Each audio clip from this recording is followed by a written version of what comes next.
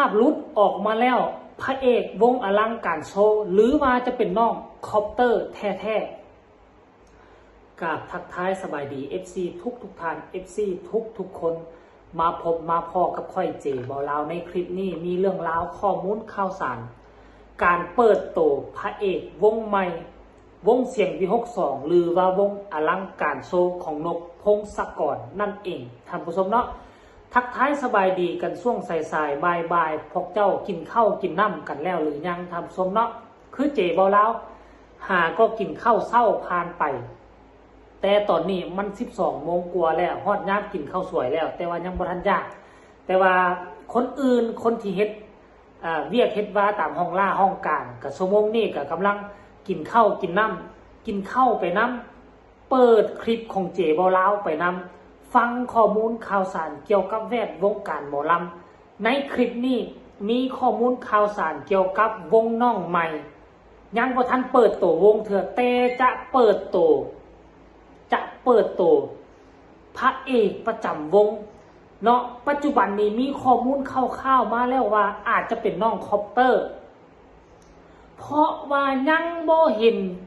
วงเสียงวีฮกนี่ฮับเอาบุคคลใดเข้ามาอยู่ในวงนอกจากน้องคอปเตอร์บ่เห็นพระเอกหน้าใดบ่เห็นศิลปินคนใดมาเกี่ยวข้องใดๆทั้งสิ้น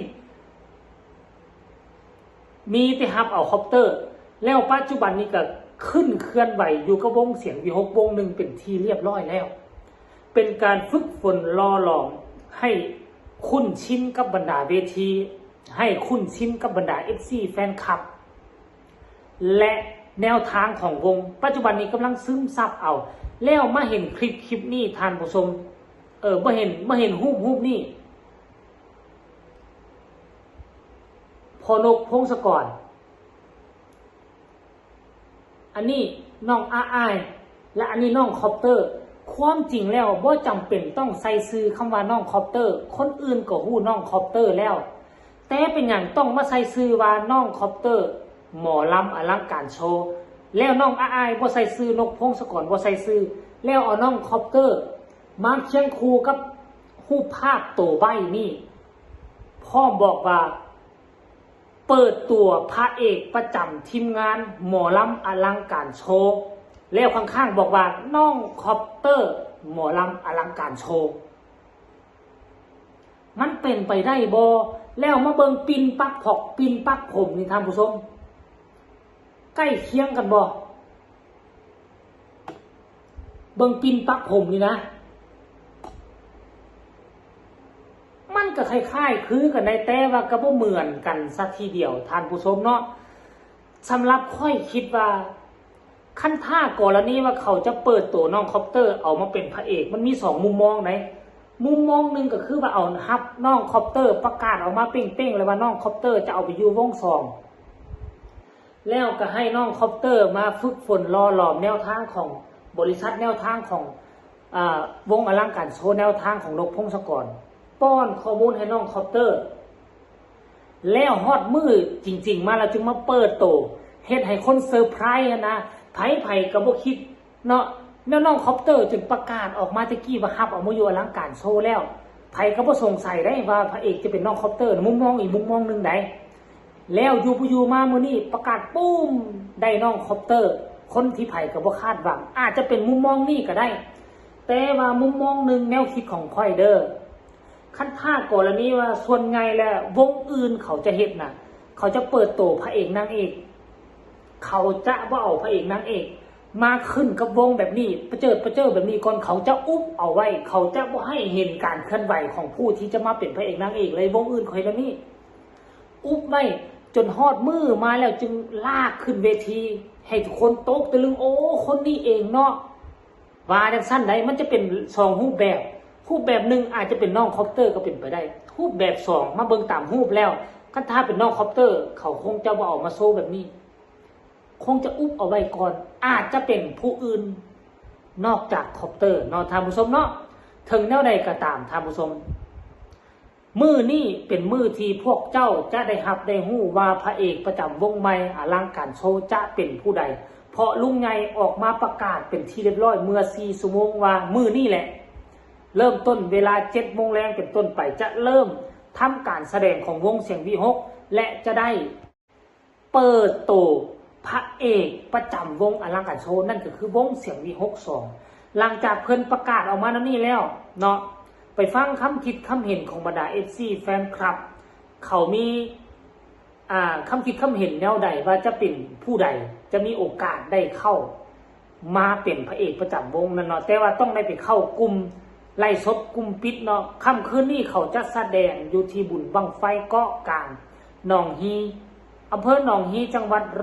101แฮชแท็กว่าซั่นเด้เปิดตัวพระเอกประจำทีมงานหมอลำอลังการโชว์รับชม2 พฤษภาคม 2568บัตร129 บาทท่านผู้ชมมาฟังคนนี้บ่เนี่ยพระเอกไหนรอรุ่นข้าว่าซั่นพระเอกเก่าไหมเนาะว่าซั่นหรือว่าพระเอกเก่าบ่พระเอกเก่าไหมเนาะผู้นี้ก็มาตอบว่าคิดเหมือนกันเลยโอ้หลายคนคิดว่าคงจะบ่แม่นคอปเตอร์คงจะเป็นผู้ซื้ออย่างก็ผู้ซื้อเก้าซื้อซิปอย่างจักอย่างนะท่านผู้ชมผู้ต่อมารอครับผมว่าซั่นเด้เปิดแต่ตัวพระเอกนางเอกนะคะไม่เปิดตัวบ้างเลยคะรอรุ่นไปด้วยกันรอรุ่นเปิดตัวพระเอกใหม่อลังการโชว์จ้าว่าซั่นขอลิงก์ซื้อกลุ่มปิดตรงนั้นมีคนสนใจขนาดต้องซื้อกลุ่มปิดด่วนรุ่นปานหวยออกแม้ว่าพระเอกซื้อตัวพระเอกซื้อตัวแม่นผู้ใดเนาะพระเอกซื้อตัวคือบ่แม่นพระเอกซื้อตัวต่อแน่ท่านผู้ชมแสดงว่าหลายคนบ่คิดว่าแม่นคอปเตอร์ขอท้ายว่าพระเอกอามน้อยจ้าว่าซั่นเด้ลุ้นมากค่ะแม่รอลุ้นค่ะว่าซั่นเด้หน้าฮักสุดยอดพอรอลูกสวยเก่งมากเก่งจริงๆครบจบสลาดด้วยอายเอาไปล้านเลยร้องเพลงเพราะมากใจดีใจบุญด้วยอันนี้อาจจะบ่เกี่ยวข้องกับหยังบ่เอาพระเอกเก้ามานำแน่เสียงดีหรือว่าเป็นพระเอกนุกเกอร์พระเอกใหม่เป็นสั่งหอนใจแม่ว่าซั่นเด้ผู้นี้ว่าโอ้โหขอทายเล่นๆนะลุงใหญ่ว่าจะต้องมีพระเอกเสียงวิหกมีลุ้นเพื่อแบ่งปันโอกาสอันนี้ก็คือคำคิดคำเห็นของ FC แฟนคลับบางคนบางท่านส่วนใหญ่แล้วจะบ่ไปลงที่คอปเตอร์เพราะว่าเห็นรูปคอปเตอร์ขึ้นมาแล้วท่านผู้ชมเนาะแล้วบัดนี้เขาสงสัยว่าอาจจะเป็นคนที่อยู่วงเสียงวิหกวงหนึ่งเพื่อจะง่ายอาจจะบ่เป็นตัวเต็งอยู่ทั้งวงเสียงวิหกแต่ว่าเปิดวงใหม่แล้วเปิดโอกาสให้ซุมนี่มีโอกาสไปอยู่วงใหม่ก็เลยยกระดับจากนักร้องธรรมดาให้ขึ้นมาเป็นพระเอกประจำวงใหม่ก็เป็นไปได้ท่านผู้ชมเนาะคลิปนี้ฝากฝังเอาไว้สำนี้ฝากทุกคนกดไลค์กดแชร์กดติดตามเพื่อจะพลาดในคลิปต่อไปที่สำคัญอย่าลืมอย่ากดข้ามโฆษณาพบกันใหม่ในคลิปหน้าสำหรับคลิปนี้สบายดี